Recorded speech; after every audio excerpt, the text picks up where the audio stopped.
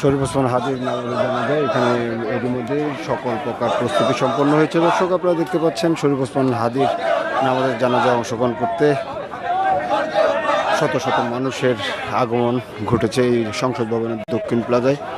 আপনাদেরকে দেখানোর চেষ্টা করছিলাম ঢাকা ওয়াচ 24.com এর ফেসবুক লাইভ অনুষ্ঠান।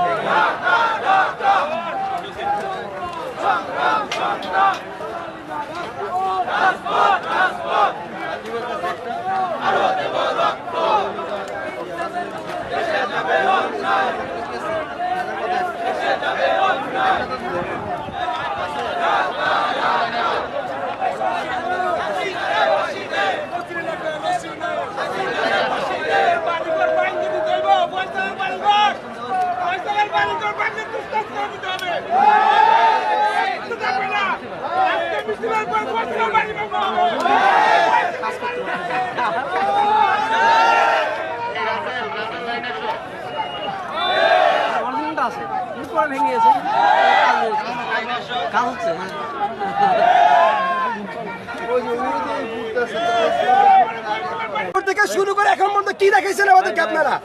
আরে ভাই চুপ করে, এরকম হয়েছে আমাদের রক্ত নিয়ে আপনারা খেলতেছেন। লজ্জা করেন আমাদের রক্ত নিয়ে খেলতে।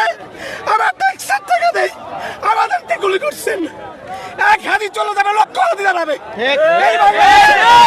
এখন পর্যন্ত হাজার আব্দুল্লাহর জন্য কোনো সিকিউরিটি দেওয়া হয় নাই। আমরা যারা শহীদ পড়েছি আমাদের সিকিউরিটি দিতে পারেন না আপনারা। আমরা যারা গুলিবিদ্ধ হয়েছি এখনো সিকিউরিটি দিতে পারেন না আপনারা। কিসের বাংলাদেশ এটা? কিসের সংবিধান এটা? কোন সংবিধানে দেশে মানুষ বাস করবে? আমরা নির্লজ্জ বেহায়া। আমরা আধিপত্যের বিস্তার করতে পারি নাই, শুধুমাত্র আধিপত্যের খাতিরে আমরা এখনো রয়ে গেছি। আপনাদের পায়ে পড়ে আপনার প্রশাসন, আপনারা যখন শপথ দিচ্ছেন এই বাংলাদেশের পক্ষে শপথ দিচ্ছেন, আপনাদের কাজগুলো হবে বাংলাদেশের পক্ষে, ভারতীয় এজেন্টের না, কোন ধরনের রাজকীয় করার জন্য না।